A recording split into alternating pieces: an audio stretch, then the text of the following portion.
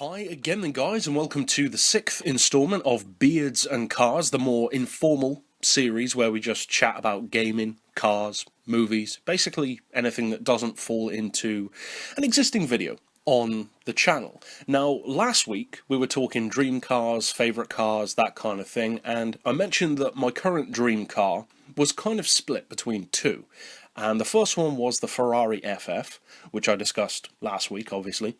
But the second one, due to time, I said we'd have to leave. So my other dream car, to get straight into it, is a vehicle which isn't an obvious choice of dream car. It's a vehicle which, funnily enough, in a similar way to the Ferrari FF, I initially actually didn't like when I first saw the car, and for quite a while. I didn't necessarily hate the car, but I just didn't really care for it. I didn't care about it. To me, it looked like just another car trying to make its mark on the scene. Who really cares? And the vehicle in question was a vehicle that I saw for the first time at Goodwood in an alternate form, and the car is the Sauvage Rivale GTS. It's sometimes called the road yacht or the land yacht. It's kind of interchangeable, people call it different things, but it's a pretty unique vehicle. It's, for those who are not familiar with it, a four-door, four-seater, convertible supercar. So a pretty unique signature in the market. It really has that part of the market cornered totally to itself. It's totally niched, and I actually like that. I like the fact that it's a totally unique vehicle, and the reason why I actually came to like the car is due to playing a game. And it really shows the marketing power that racing games have, because there are many vehicles that I like now or liked back in the day because of racing games directly. And not just liked them, but there were cars which I probably would have found out about eventually, but I initially found out about because of racing games. Cars like the Chaparrals, when they were introduced on Gran Turismo 4, I didn't know about those before then. I was just a kid. Cars like the Renault Espace F1 on Gran Turismo 2. I would have no reason to assume that Renault had ever made a Formula 1 engine people carrier, but they did, and because of Gran Turismo I found out about it. Likewise with this vehicle, it's a car which, as I said, I saw at Goodwood, and the particular version that I saw was the Sauvage Rivale GTR, the version with the rear wing and kind of a race-inspired livery. It's lighter, I believe it's also more powerful, over 800 horsepower in fact, if memory serves. The road-going version, I think, has around 670 horsepower, and then the R version, as I said, has over 800. Now, the performance on both cars is pretty strong, to say the least. And for those who are not familiar with the Sauvage brand, basically they are kind of like Spiker and Pagani and Koenigsegg, that kind of thing, where they have their own unique spin, they have their own niche on the market, as I mentioned, and they carve their own way rather than following the crowd. And the vehicle that they made is a Corvette engined, basically an LS engine supercar. I already mentioned the power, the road car, the R version, 670, 800 respectively. The top speed, even on the road version, if memory serves, is about 205 miles per hour. The 0 to 60 time is something like 3.4 seconds. I would assume that the R version is even quicker, but the fact that it does also have more downforce and possibly a different gearbox, although I can't remember, might hinder the top-end performance. I'm not sure in that regard. It might be a case of that kind of McLaren F1 LM scenario where the LM does have more power, but it also has a closer ratio gearbox. So although it accelerates quicker than the normal McLaren F1, the top speed isn't as high. The normal F1 obviously can do around 240, whereas the LM does around 229. So quite a significant difference between the two. Now, as far as the Rivale goes, it's, as I said, a four-door vehicle, and it's a very interestingly designed car.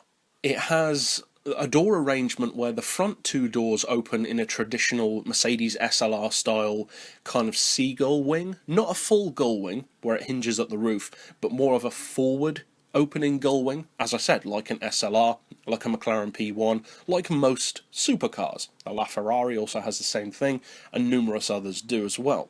Now, the rear doors actually do the same thing, but they do it in the opposite way. Just like a Rolls-Royce, where the rear doors are suicide doors, they open backwards. With the Rivale also, the back doors open backwards, but not only do they open backwards, they actually open backwards in a gull wing as well. So when you fully open all the doors on the car, it looks kind of like this crazy insect-like creature. And of course, with all the doors open and with the roof down, you can really see the structural integrity that the chassis of this car must have to give it the kind of rigidity necessary, because in a convertible supercar, for instance, such as any convertible supercar, but let's just say a Pagani Zonda, for instance, if you put the roof down and open the doors, you can see just how flimsy the frame really looks. All you've got holding the car together is that floor pan, but it's so strong. Likewise in this car, but in effect, the stresses are even stronger because this car weighs more than a Zonda, and it's a longer vehicle, so the stresses involved, especially with having 4 passengers in the middle instead of 2, are greatly increased, kind of like they would be in a limo. Now, that in itself is pretty impressive, that they made a car that could cope with those kind of stresses, despite being a 4-door, 4-seater with that kind of body length, and no roof to give you structural support. So immediately from an engineering point of view, the car makes you kind of think, well, they've thought about this. They haven't just gone out and taken somebody else's design and put their own body on it and maybe tuned up the engine a bit, which is what many supercar makers do. Anyone can do that. That's not difficult. That's basically just a tuning company. And then they give it a brand name and call it their own thing. That's not a boutique supercar. That's just a rip-off. This vehicle is like nothing else. It's not based on anything else. Yes, it uses an LS engine, but the LS engine is the most popular engine in the world. The small block V8 is the best-selling engine in the world. So it's not necessarily a bad thing to go for that. It's a bulletproof engine. It does the job. You can squeeze huge amounts of power and torque out of it while maintaining very impressive amounts of reliability. And because of the fact that the engine can cope with so much power, when you're running less power than, say, a drag car would be, say the 670 that this one has, well, then it's much more manageable. You've got a car which is basically working under stress all the time. The engine is never really being pushed anywhere near its full potential, and that's good. And once you take that excellent engine, unique visual design, totally unique layout of being a 4-door, 4-seater convertible supercar, and then give it a design which is not necessarily the prettiest thing out there, I definitely wouldn't claim that. It's a car which some people will really like, some people really won't. It's kind of a Marmite vehicle in that regard. But when you give it a design which is so unique to the car, it really is totally unique to the Savage brand. There is nothing else on the road that looks like it from any angle. And the result was that even though initially I didn't love the car, over time something that clever and that unique and that genuinely separates itself from the crowd, not just for the sake of it, but because they want to do something different, that endears me to them. And over time, thanks to primarily Drive Club, actually, which ties into what I was saying earlier about games influencing what we think of cars, having the car on that game, I started driving it, and it was actually around the time that I started doing Drive Club videos for YouTube. I did the full playlist of like 50 videos with just a quick review, basically, like a tidbit of information about each of the cars in the game. And when it came to doing the video for the Savage Rivale, which was the GTR version that's featured on the game, not the normal road version, which I prefer, I actually found myself starting to like the car. And to be honest, when I play a racing game, it's not about the handling physics or even the performance that makes me love a car. It's the way it looks, the way it feels when I drive it. And sometimes it just clicks for me, and other times it just doesn't. There are cars that people go crazy for, which I'm just like, yeah, okay, I don't dislike the car, but it just doesn't do it for me. I think one of the biggest in that regard is the Aston Martin 177. People absolutely go out of their minds for the Aston Martin 177. And I can understand that. It's certainly a very exotic car, it's a desirable car, it stands out from the crowd, it's got great presence, it's exclusive, it's extremely powerful, and obviously it's really quick. But all that being said, it just doesn't click with me. And I know for a fact that all of you guys will feel that way about certain cars that I talk about. And more likely than not, the Savage Rivale is probably one of those cars for you guys. Most of the vehicles that I love tend to be cars which most people don't. And I'm fine with that. I love liking vehicles that are different. And there is definitely a tendency to like vehicles just because other people don't. That kind of hipster vibe where you like whatever the community at large doesn't like just for the sake of being different. But that's not the case for me. There are cars which the community does love, which I also love. The Pagani Zonda, for instance, is a pretty well-loved car. I'm not saying anything special when I say that I love the Zonda, because loads of other people do as well. So it's not just being different for the sake of it. Those cars which are different, though, do tend to appeal to me. And I like vehicles, and I always have, in fact. That's why cars like the Chaparrals, the Espace F1, the gas turbine-engined Howmet TX from 1968 or whatever it was, they've always appealed to me because they are so different to everything else on the market. And as you go through history, you can pick out certain cars like that which were nothing like anything else, especially in the racing world. And speaking of the racing world, that's actually another thing that I wanted to talk to you guys about. Now, some of you guys who have been on the channel for a bit longer might remember a relatively short series that I did, which was nothing to do with gaming, but most definitely to do with cars, called Appreciation of Innovation. And it was a series where I just talked about some of the cars which I really like, in the racing world in particular, which were banned or just phased out due to being, in effect, too good for their time. The Chaparral was in there, the Brabham BT46B, the Williams FW15C, the Mazda 787B, and even the Mosler MT900 were featured in that series. And that's actually something that I wanted to bring up again. Not because I necessarily have to say something radically new about it, but because there are new people on the channel now. I don't remember how big the channel was when I did that series, but it was a series which is so niched that it didn't really get much attention. I'm sure that those who did watch it, like myself, had an interest in it, but it just doesn't have that broad appeal as a video which people are going to click on. But with the amount of people that we now have on the channel, it is unavoidable that many of you guys will feel similarly to me, if not the same, when it comes to racing innovation. Innovation that you love, innovation that isn't around anymore because of regulations. Now, innovation does still happen. At some point, I believe relatively soon, for instance, they are implementing those Halo mini roll cages in the Formula 1 cars to protect the drivers' heads. So again, the innovation is still there, but it's much more small scale. It's much more to do with safety now, which is understandable. We're in a health and safety crazy age, but there's a risk of losing the point of racing when you start having it totally about safety. Because at the end of the day, racing is dangerous, no matter how you do it. So if you're really concerned about safety, you wouldn't race at all.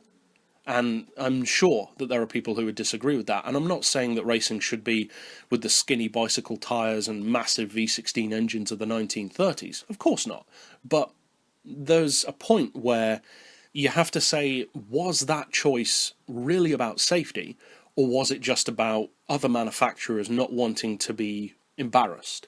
And I would say even more so back in the day, that was the case. Now, obviously now, with the Halo design, for instance, coming in on the F1 cars, that's not really about one manufacturer outdoing another one, because I believe they're all going to have that. And that's fair enough. That's understandable. It's like implementing having racing helmets. It's just an obvious thing to do.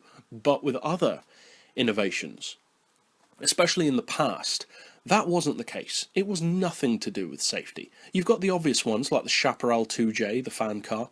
It raced in one season. Drivers made complaints about stones being thrown up against their cars. I mean, really? Come on, people. As if stones aren't being thrown up by the tyres of a car in front of you anyway. They don't have mud flaps, so of course they're throwing up stones all the time. Now, the Chaparral didn't do that well, funnily enough, in the season. It didn't actually win any races, but it was a fast, dominant force to be reckoned with. It just had really bad reliability, and once it lost use of the fan system, it became just as bad, if not worse, than some of the other cars on the field. But when the fan system was working properly, it was overwhelmingly quick. I believe it was a couple of seconds quicker per lap than most of the other cars when it was working at its best. Then you've got 8 years later, in 1978, the Brabham F1 car, the BT46B, which incidentally is actually mentioned on Gran Turismo under the information section about the Chaparral, and it's a much lesser known car. People talk about the Chaparral a lot, and I think younger people probably talk about it more because of Gran Turismo. But the Brabham, you don't hear the kind of chatter about that car as you do with Chaparral. And it's understandable. The Brabham had a shorter season. The Chaparral did a whole season. The Brabham only did one race. And for those who are unfamiliar with the car, it was an Alfa Romeo powered, obviously Brabham Formula 1 car, totally red, pretty good looking machine, and it implemented the Chaparral fan technology, but it put its own spin on it. And again, I really like what they did. They didn't just copy Chaparral, which they could have, but they actually made it even better.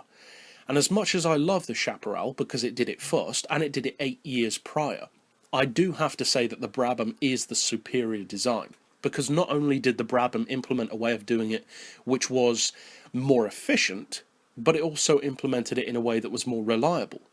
Because whereas the Chaparral had a separate snowmobile engine of, I believe it was 125cc, powering this fan. And basically what the fan does, for those who maybe don't know, I'm sure most of you guys do, but maybe some don't, is it creates a low pressure area underneath the car, basically like a vacuum cleaner does when you push it along a carpet. That's why they call it the vacuum car, and it literally sucks the car to the road, creating a huge amount of, in effect, manufactured downforce, forced downforce, where you're not reliant on airflow, and therefore you get full downforce regardless of speed. And that's what makes the car so good, especially around low-end corners. Now what the Brabham did is exactly the same. It creates that low pressure area underneath the car, but the difference with the Brabham is how it did it, because they didn't have a separate engine. Because for one thing, you wouldn't want that kind of extra weight on a Formula 1 car. But secondly, I don't think they would have allowed it. I believe, in fact, after the Chaparral, they actually outlawed having a second engine powering anything but the wheels. So that wasn't really an option. But what Brabham did instead was even better, because they had a single fan instead of the double fan that the Chaparral had, primarily due to the kind of body area which you have on an F1 car being much narrower. And they had it running off of, I believe it was either the flywheel or off of the gearbox. And that was a really clever idea to do, because it makes it so much more clean, so much more efficient in terms of design. It's much simpler, and it just gets the job done without all this extra stuff being packed on top. And that's great. I love that. I love intelligence through simplicity, and making the design simpler also made it better. Now, the result was unarguable. The Chaparral didn't win due to reliability, but it was fast.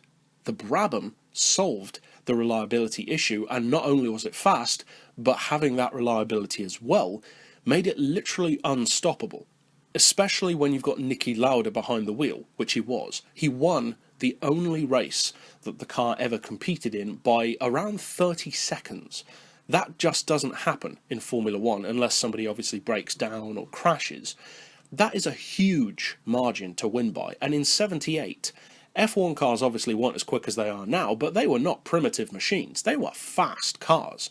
So to be 30 seconds quicker than the rest of the grid, that's pretty remarkable. Now, personally, I really hope that we end up having the Brabham BT46B on Gran Turismo at some point, because it's one of those cars which, typically, Gran Turismo would have a lot of respect for. Gran Turismo does tend to honour those cars which are historically significant from a motorsport point of view, like the Chaparrals, the Bentley Speed 8, the Audi R8s and the R10, the Peugeot 908, various others, the 787B, the 905, Sauber C9, XJR9, those vehicles which were winners and which won due to just how brilliant the cars were. Now, Formula 1 cars, not so much. Gran Turismo has never really featured Formula 1 or Grand Prix in general that much. You've got the Audi Streamliner, which technically is a form of Grand Prix car from way back. And then you've got the fake Formula cars, like the Polyphonies, which are inspired by or based on modern Formula 1 cars, but aren't actual Formula 1 cars. And then, of course, we've had a couple of real ones. 3, most notably the 2 Ferraris on Gran Turismo 5 and Ayrton Senna's Lotus on Gran Turismo 6. So they've had some Formula 1 cars, but not as many other games have. Now, the Brabham, I would say, doesn't really have a huge chance of ending up on Gran Turismo, but I would be very, very happy if it did. Now, that car aside, there are so many other vehicles in the racing world which tried something different, with varying amounts of success, obviously. Some of them weren't necessarily banned, I don't think. They may have been, I'm not sure.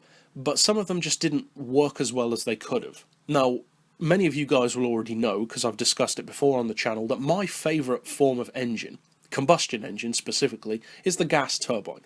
I love gas turbines. My favourite motorbike uses a gas turbine engine, the MTT Y2K, and some race cars have used a gas turbine. As far as I'm aware, there has never been a production road car to use a gas turbine. There have been concepts. Rover made a couple. Rover BRM even went in the Le Mans with one. But, and of course the Chrysler, Jay Leno's dream car from when he was a kid. But they've never actually been made into mass production cars because they just have so many reliability issues. They produce massive amounts of heat. They have a tendency to burn up fuel very quickly, which is understandable being an aero engine. And the requirements of a road car are totally different to the requirements of a helicopter, which is what that engine would typically be in. Because if you think about it, a helicopter isn't designed to be accelerating and decelerating constantly, like a car is in traffic. A helicopter is designed to get up in the air and then basically just stay there. That's a relatively simple load for the engine to cope with. It's the aerodynamics of the helicopter which make it work. The engine basically just has to pretty much just work at a constant rate under that load. I'm not saying it's easy and simple, but compared to the requirements of a car, where you start, stop, changing gear, turning corners, it's a totally different ballgame to what a helicopter has to do. And as such, the requirements of a gas turbine don't really fit in with that. They tend to be very sluggish at low-end speeds, because a helicopter doesn't need to launch off the ground quickly. It just needs to get up there, and as we said, stay up there. With a car, you typically do want it to get off the line quick, especially a race car, and even the race cars that did use gas turbines didn't.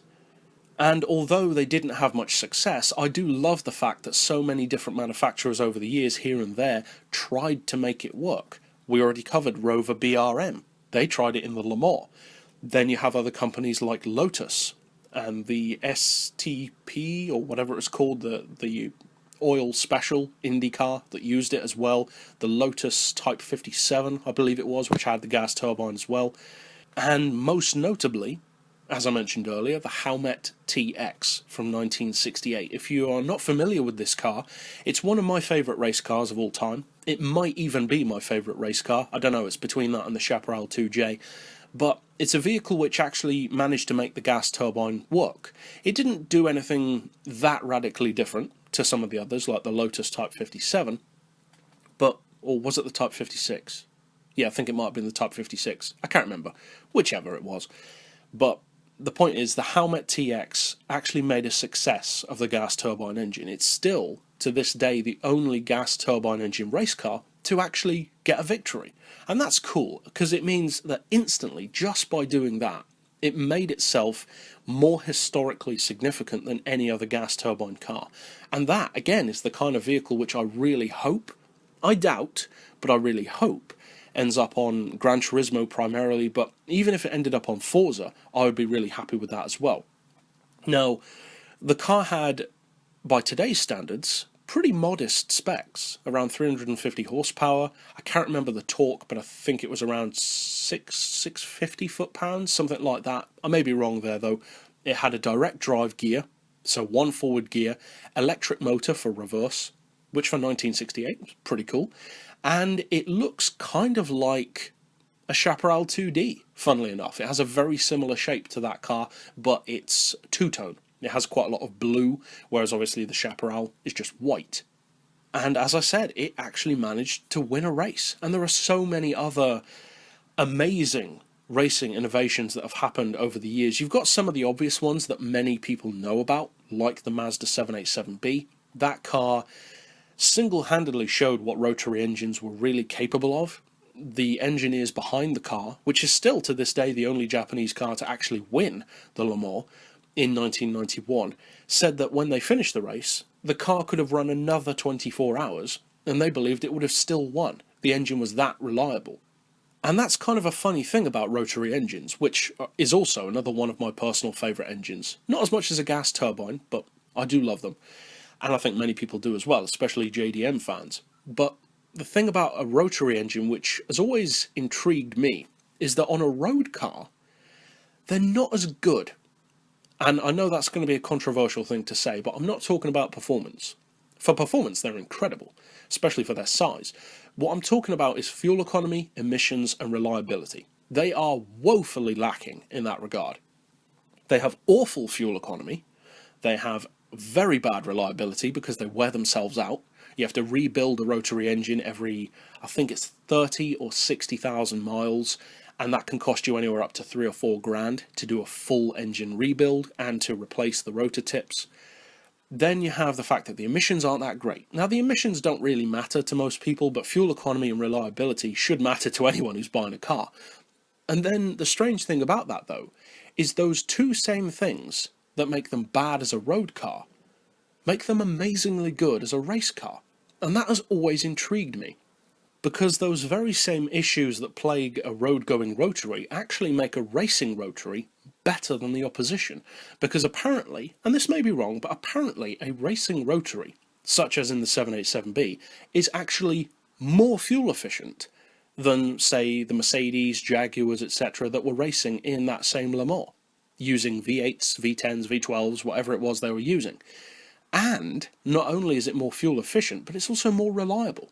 So that seems kind of ironic to me that the two same issues with the road car become two of the best things about the race car. And as you can tell, I would love to talk about racing innovations all day. I'm a big fan of it. But I would also love to hear down below what racing innovations you guys like, because there are lots out there. But that's it for this episode, and I'll see you guys next time. So for now, thanks for watching.